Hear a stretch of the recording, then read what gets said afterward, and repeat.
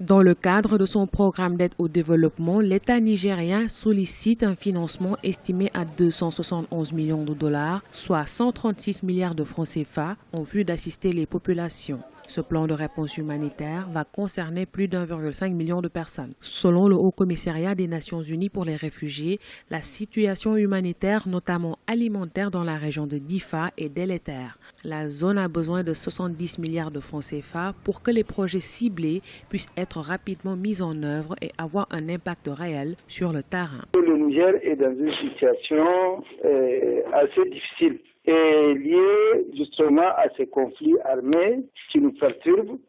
Et en tout cas, que ce soit du côté du Mali, du côté de la Libye ou de l'Est où sévissent les bandes terroristes de Boko Haram. Et évidemment, il y a des situations de crise alimentaire, des situations d'insécurité et de déguerpissement des populations entières qui se posent. Et par conséquent, et évidemment, c'est tout à fait normal que l'État demande aux bailleurs de fonds de l'aider pour faire face à ces questions humanitaires d'urgence.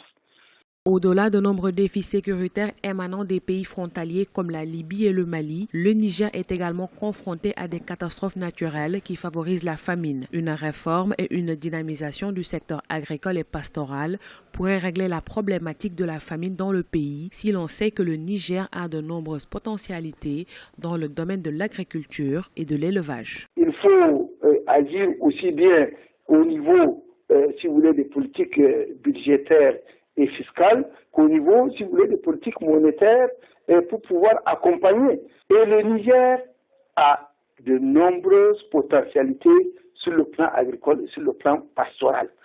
Pour qui connaît l'intérieur du Niger, la région de Difa, la région de Zender, la région d'Agadez, nous avons plus de 2000 cuvettes croisiennes. Une seule cuvette vous fait plus de 100 hectares, avec l'eau pratiquement à la surface du sol. Et ces cuvettes-là, elles sont sous-exploitées. On a parlé de l'île vert. Et le lac Tchad lui-même, aujourd'hui, qui est pratiquement vidé de ses populations, et il y a de nombreuses îles qui sont très viables à l'agriculture. En 2016, le taux d'inflation s'était établi à 2%. Selon le Fonds monétaire international, les perspectives 2017 s'annoncent identiques avec une estimation de 2%. La croissance est quant à elle estimée à 5,7% du produit intérieur brut en 2017.